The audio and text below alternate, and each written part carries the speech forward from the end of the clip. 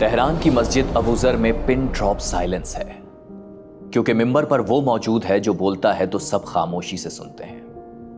دنیا ادھر کی ادھر ہو جائے لیکن مجال ہے کہ سننے والوں کی نظر مقرر کے چہرے سے ہٹ جائے۔ سب نے اپنے اپنے سوالات ایک پرچے پر لکھ لیے ہیں۔ انتظار ہے کہ نمبر آئے تو وہ بھی اپنا مسئلہ اس شخصیت کے سامنے پیش کریں۔ مگر اتنے میں ایک نوجوان تیز تیز قدموں سے ممبر کی طرف بڑھتا ہے۔ اس کے ہاتھ میں ایک ٹیپ ریکارڈر ہے، گویا وہ مقرر کو کوئی آڈیو سنانا چاہتا ہے۔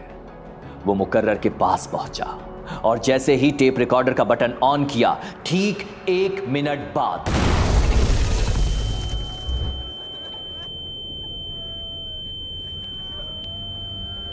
دھوئیں کے بادل چھٹے تو ممبر نظر آیا، مگر وہ خالی تھا۔ چیخو پکار مچ گیا۔ وہ مقرر جسے سنتے سنتے کان نہیں تھکتے تھے، آنکھیں جس کے چہرے سے نہیں ہٹ رہی تھی، وہ زخموں سے چور زمین پر پڑا تھا۔ ہاں، ٹارگٹ وہی تھا، مگر کچھ دن میں خبر آئی کہ دشمن ناکام ہو گیا ہے، کیونکہ اتنا قریب دھماکہ ہونے کے باوجود وہ مقرر زندہ تھا۔ کون تھا وہ؟ موت کو چھو کر واپس آنے والا، خمینی کی آنکھ کا تارا بننے والا، ایران کے انقلابیوں کے دل میں اتر جانے والا، مڈل ایسٹ کی سیاسی بساط پر کامیاب چالے چلنے والا، پابندیوں کے باوجود ایران کو طاقتور بنانے والا، آنکھوں میں آنکھیں ڈال کر امریکہ کو للکارنے والا، جوانی میں خود میدان میں لڑنے والا، بڑھاپے میں ادھورے جسم کے باوجود خطے میں بڑی جنگ جیتنے والا، ایٹمی قوت بننے کا خواب پورا کرنے کی کوشش کرنے والا، دنیا میں شیعہ و سنی اتحاد کا پرچار کرنے والا، وہ امام جس کا خطبہ واشنگٹن، لندن اور تل ابیب میں بھی سنا جاتا، کوئی اور نہیں، وہ تھا ایران کا سپریم لیڈر آیت اللہ سید علی حسینی خامنائی۔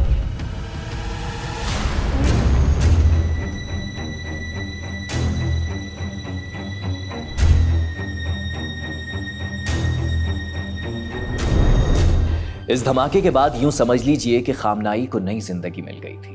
کرکٹ میں دیکھا ہے نا، اگر کسی پلیئر کا کیچ ڈراپ ہو جائے تو وہ زیادہ خطرناک ہو جاتا ہے۔ خامنائی کا بھی یہی سین تھا۔ 6 مہینے بعد وہ صحت یاب ہو گئے۔ ان کا سیدھا ہاتھ بیکار ہو چکا تھا، مگر وہ پہلے سے زیادہ خطرناک ہو چکا تھا۔ میں نے محسوس کیا ہے کہ میں موت کے دروازے پر تھا۔ آنے والے دنوں میں نے سوچا کہ میں کیوں بچ گیا ہوں۔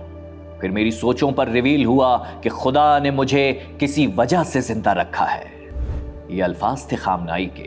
ذرا سوچئے، Khamenei was finding his why, وہ وائی جو ہم سب کی زندگی میں ہونا چاہیے، یعنی ہماری زندگی کا مقصد۔ جیسے کہ میں نے اپنی پہلی ڈاکیومنٹری تھنک وائی میں بھی کہا تھا کہ بغیر پرپس یا مقصد کے زندگی کچھ نہیں ہوتی۔ تو خامنائی کا وائی کیا تھا، یہ سمجھنے کے لیے چلتے ہیں سن 1918 میں۔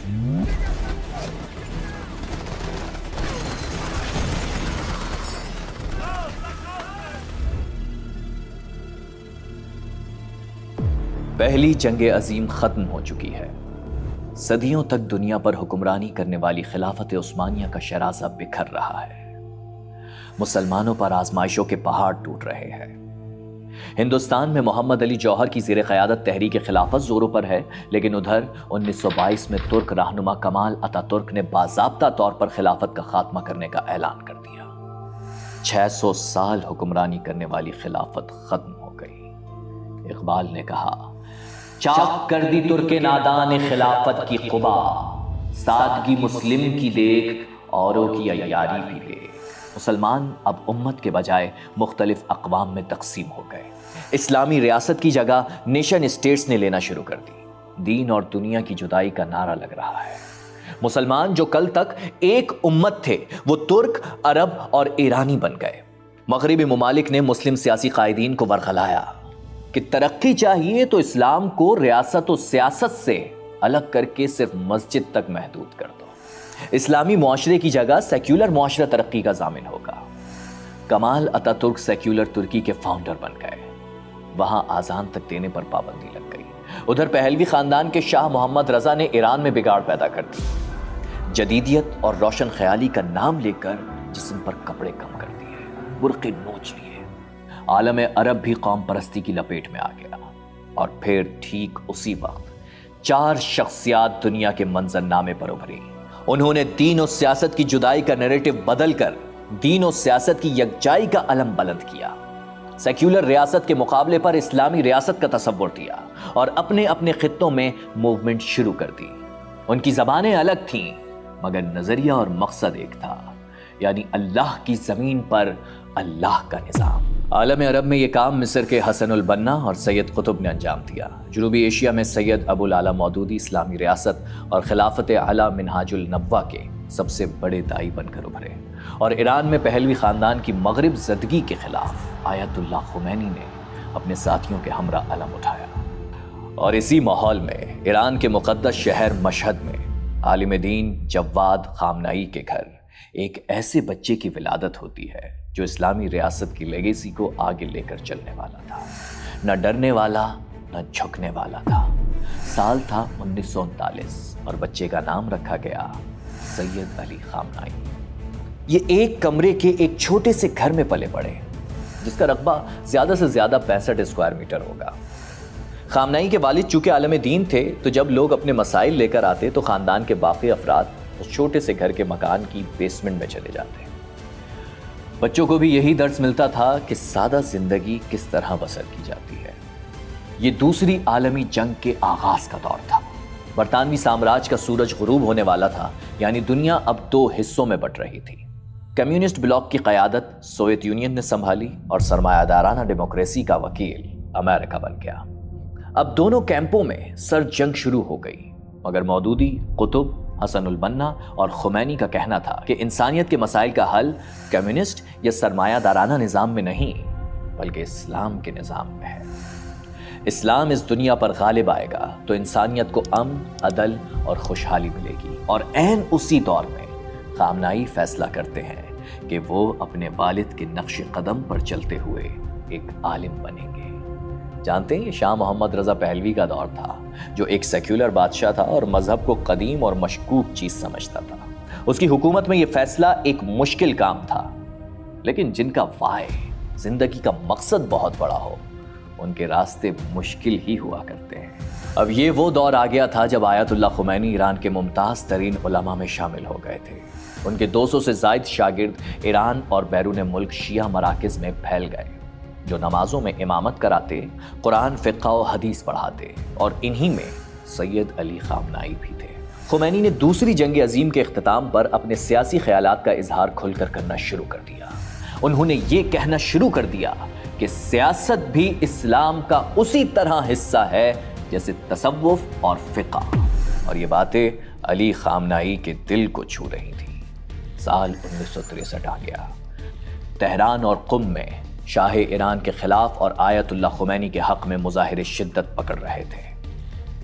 رضا شاہ پہلوی نے انہیں روکنے کے لیے طاقت کا وحشیانہ استعمال کیا۔ ہزاروں افراد نے اپنی جانیں قربان کر دی۔ پہلوی نے مظاہروں کو تو دبا دیا مگر عوام کو اپنے خلاف کر لیا، اور یہی اس کے زوال کا آغاز تھا۔ یہاں ایک حیرت انگیز پہلو سامنے آتا ہے۔ ایران میں ہونے والے مظاہروں اور مظاہرین کے حق میں پاکستان سے ایک مضبوط آواز اٹھی، مگر یہ آواز کسی شیعہ عالم کی نہیں تھی اور نہ ہی کسی امام بارگاہ سے اٹھی تھی، بلکہ یہ آواز تھی جماعت اسلامی کے بانی سید ابو العلا مودودی کی۔ جماعت اسلامی کے ماہانہ میگزین ترجمان القرآن میں 1963 کی اشاعت میں ایک مضمون شائع ہوا جس کا عنوان تھا ایران میں دین اور لادینیت کی کشمکش۔ اب مضمون کا چھپنا تھا کہ پاکستان میں ایرانی سفارت خانہ بھڑک اٹھا اور سخت احتجاج کیا۔ جنوری 1964 میں جماعت اسلامی کو خلاف قانون قرار دے کر مولانا مودودی اور مجلس شورا کے تمام ارکان کو گرفتار کر لیا گیا۔ خیر، بات کہیں اور نکل جائے گی، ہم واپس خامنائی پر آتے ہیں، جو 1962 میں ہی امام خمینی کے قریبی حلقے میں شامل ہو چکے تھے۔ مگر اب آزمائش کا دور شروع ہونے والا تھا۔ خامنائی ایک ایسے خطیب بن گئے تھے جن کی تقریریں شاہ ایران کو چبھنے لگی۔ ما همون چیزی را داریم که در طول تاریخ بشریت گردونه معنویت را به پیش برده است.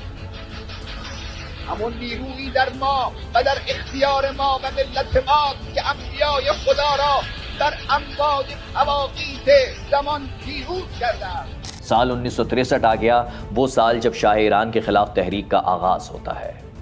یہ مئی کا مہینہ تھا۔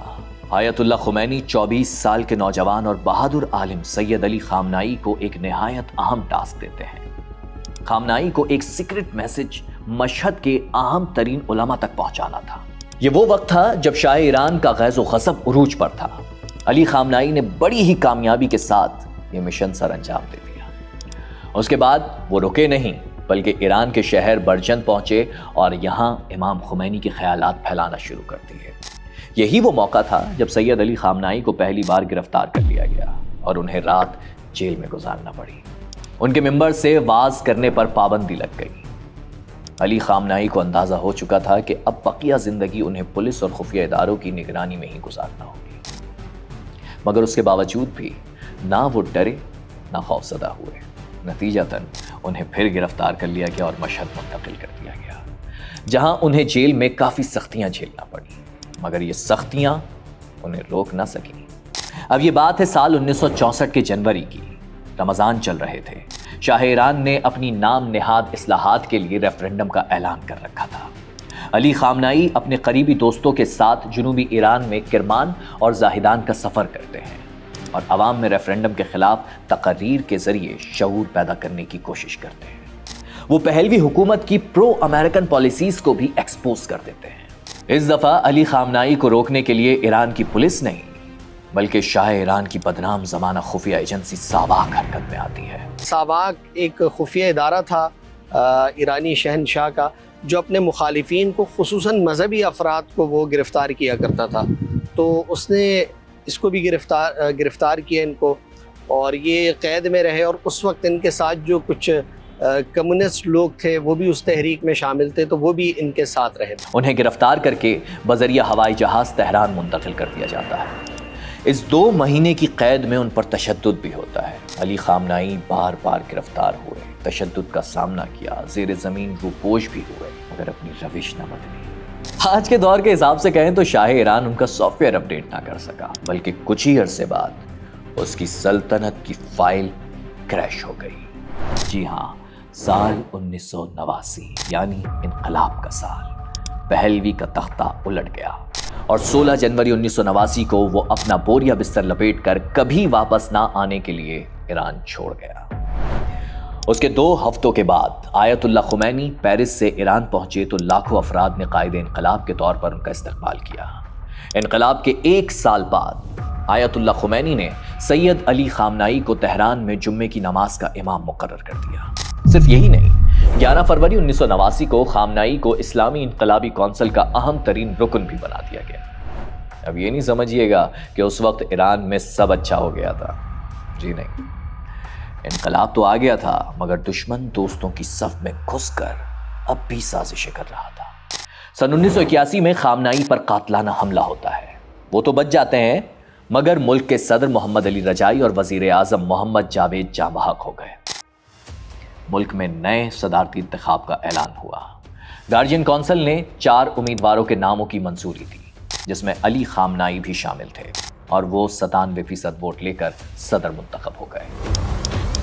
انہیں 4 سال بعد دوبارہ 1985 میں صدر کے عہدے کے لیے منتخب کیا گیا، مگر پھر جون 1989 میں آیت اللہ خمینی کی وفات کے بعد علی خامنائی رہبر اعلیٰ یا سپریم لیڈر کے لیے متفقہ امیدوار کے طور پر ابھر کر سامنے آئے۔ آیت اللہ خمینی کے جو جانشین کے طور پر نام تھا وہ علی حسین المنتظری کا تھا، لیکن ان سے جو خمینی صاحب تھے وہ کچھ چیزوں میں شاید خوش نہیں تھے، اختلافات تھے، تو پھر ان کو آگے لایا گیا اور یہ جانشین کے طور پر پھر جو ہے ان کو متفقہ طور پر اس قیادت سونپی گئی۔ حالا غیر از اینکه خود من حقیقتا لایق این مقام نیستم و این رو بنده میدونم، شاید آقایونم میدونید۔ اس وقت وہ صرف 49 برس کے تھے، لیکن کافی عمر رسیدہ لگتے تھے۔ اصل میں ایران میں 88 علماء کا ایک ادارہ ہے جسے مجلس ماہرین کہا جاتا ہے، جو رہبر اعلیٰ کا انتخاب کرتا ہے۔ ہر 8 سال بعد ایران کے لاکھوں شہری اس ادارے کے اراکین کو منتخب کرتے ہیں۔ آخری بار ایسا سن 2016 میں ہوا تھا۔ انتخاب کے بعد سپریم لیڈر تا حیات اس عہدے پر قائم رہ سکتا ہے۔ ایران میں رہبر اعلیٰ کو ملک کا سب سے زیادہ طاقتور ترین شخص سمجھا جاتا ہے۔ وہی مسلح افواج کا کمانڈر ان چیف بھی ہوتا ہے اور کسی بھی حکومتی معاملے میں ویٹو کرنے کی طاقت بھی رکھتا ہے۔ اور ایران کے سپریم لیڈر اب آیت اللہ سید علی خامنائی بن گئے تھے۔ دور جوانی میں شاہ ایران کا مقابلہ کرنے والا آج 86 سال کے بڑھاپے میں بھی اسرائیل کے سامنے ڈٹ کر کھڑا ہے۔ وہ کہتا ہے، من جان ناقابلی دارم، جسم ناقصی دارم،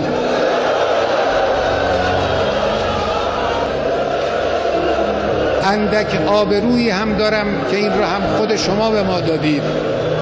همه اینها رو من کف دست گرفتم، در راه این انقلاب و در راه اسلام فدا خواهم کرد۔ انہوں نے 1980 سے 1988 یعنی 8 سال تک عراقی ڈکٹیٹر صدام حسین کے خلاف جنگ لڑی، مگر قیادت اس وقت بھی امام خمینی کے پاس تھی۔ آج جب اسرائیل پوری قوت سے ایران پر حملہ آور ہے تو قیادت کا بوجھ سید علی خامنائی کے کندھوں پر ہے۔ اسرائیلی وزیر اعظم نتنیاہو کی خواہش ہے کہ وہ ایک ایسے شخص کے طور پر یاد رکھا جائے جس نے اسرائیل کو اگلے کئی سالوں تک ایک محفوظ ریاست میں تبدیل کر دیا۔ وہ اسرائیل کے ہر ممکن دشمن کو امریکہ کی مدد سے راستے سے ہٹا دینا چاہتا ہے۔ غزہ میں حماس، لبنان میں حزب اللہ، یمن میں حوثی اور ایران کی موجودہ حکومت یعنی آیت اللہ علی خامنائی، یہ وہ تنظیمیں اور لوگ ہیں جن کو نتنیاہو اسرائیل کے لیے بڑا خطرہ سمجھتا ہے۔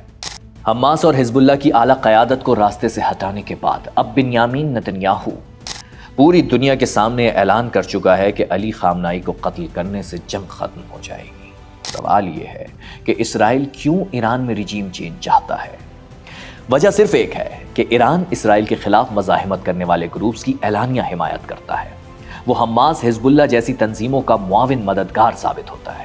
یہی بات اسرائیل کے لیے ناقابل قبول ہے۔ بنیامین نتنیاہو کا منصوبہ ایران میں رجیم چینج کر کے ایک ایسی حکومت بنانا تھا جو اسرائیل کے لیے نرم گوشہ رکھتی ہو، مگر ایسا ہو نہ سکا۔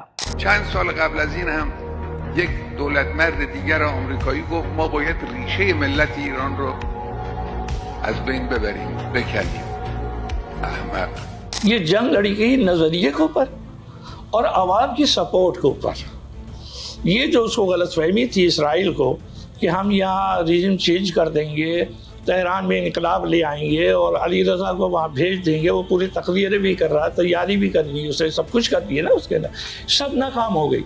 یہ ناکام اس لیے ہوئی کہ ایران کی کم از کم میں کہتا ہوں 80% پاپولیشن جو ہے وہ ریولیوشن کے فیور میں آج بھی ہے۔ انقلاب کے مخالف لوگ موجود تو تھے نا، ایک بڑا ملک ہے تو وہ وقتاً فوقتاً اپنی تحریکیں اٹھاتے رہے، لیکن مجموعی طور پر اس کو پذیرائی نہیں مل سکی، یعنی اس کو ویسی پذیرائی نہیں مل سکی کہ کسی حکومت کی تبدیلی کا پیش خیمہ ہو۔ تو اس کا ایک مطلب تو یہ ہے کہ نظریاتی بنیادوں پر اس حکومت کی جو قبولیت ہے وہ موجود ہے، اگر وہ نہ ہوتی تو آج یہ اس بحران میں کھڑے نہیں ہوتے۔ اصل میں 7 اکتوبر 2023 کو جس جنگ کا آغاز غزہ سے ہوا تھا اس کے شعلے ایران تک پہنچے تو، مگر خامنائی کی پالیسیز نے انہیں ٹھنڈا کر دیا۔ یہاں سوال یہ ہے کہ کیا 7 اکتوبر کی حماس کی کارروائی کا ایران کو علم تھا؟ کیا آیت اللہ علی خامنائی، جنہوں نے ہمیشہ اہل فلسطین کی حمایت اور حماس کی معاونت کی ہے، اس بارے میں پہلے سے جانتے تھے؟ در حقیقت حماس نے اس آپریشن میں اس قدر سیکریسی کا مظاہرہ کیا کہ اپنے سب سے قریبی اتحادی ایران کو بھی اس کی خبر نہ ہوئی تھی۔ رائٹرز نے 16 نومبر 2023 کو یہ خبر دی تھی کہ خامنائی نے حماس رہنما اسماعیل ہنیہ کو یہ پیغام دیا تھا کہ آپ نے ہمیں 7 اکتوبر کے حملوں سے باخبر نہیں کیا تھا اور ہم آپ کی طرف سے جنگ میں داخل نہیں ہوں گے۔ رائٹرز نے حماس اور ایرانی آفیشلز کے حوالے سے بتایا کہ آیت اللہ خامنائی نے اسماعیل ہنیہ کو آگاہ کیا تھا کہ ہم آپ کی سیاسی اور اخلاقی حمایت جاری رکھیں گے مگر براہ راست مداخلت نہیں کریں گے۔ حماس نے رائٹرز کی اس رپورٹ کو بے بنیاد قرار دیا تھا، لیکن ایرانی وزیر خارجہ نے یہ بات کئی بار کہی، ہم نہیں چاہتے کہ اسرائیل حماس کی لڑائی پورے خطے میں پھیل جائے۔ آیت اللہ خامنائی نے 7 اکتوبر کے بعد محتاط حکمت عملی اپنائی، مگر اسرائیل ان کے حلیفوں کو نشانہ بناتے بناتے ایران تک آ پہنچا، اور جب جنگ گھر تک آ جائے تو لڑی ہی جاتی ہے۔ یہ ایران ہی ہے جس نے اسرائیل کو پوری دنیا کے سامنے رسوا کر دیا، بلکہ ایکسپوز بھی کر دیا۔ بلکہ اسرائیل ہی نہیں بلکہ امریکہ بھی، کیونکہ جب خامنائی کو جان سے مارنے کی دھمکیاں کام نہ آئیں تو امریکہ نے بھی اسرائیل کے ساتھ ایران پر حملہ کیا، لیکن وہ نہیں جانتا تھا کہ ایران امریکہ کو بھی بھرپور جواب دے دے گا۔ ایران نے امریکہ کی ایئر بیس کو قطر اور عراق میں نشانہ بنایا۔ اس سے پہلے بات آگے بڑھتی، ٹرمپ نے دونوں ہاتھ اوپر کر دیے اور اسرائیل سے سیز فائر کا کہا۔ مگر کیا کہیے، بگڑے بچے کی طرح نیتن تو ٹرمپ کی بھی سننے کو تیار نہیں تھے۔ خیر، ٹرمپ کے کہنے پر انڈیا کی طرح اسرائیل تو سائلنٹ نہ ہوا، مگر ٹرمپ وائلنٹ ہو گئے۔ واپس خامنائی پر آتے ہیں، جنہوں نے صرف جنگ کی نہیں بلکہ امن کی بھی بات کی، مسلم اتحاد اور امن کے لیے بڑے کام کیے۔ انہوں نے 2 بڑے اہم فتاوی جاری کیے۔ ایک فتویٰ تو ان کا یہ تھا کہ جو سنیوں کے مقدسات ہیں، صحابہ اکرام ہیں، ازدواج مطہرات ہیں، ان کی توہین نہیں کی جا سکتی، اس کو انہوں نے حرام قرار دیا۔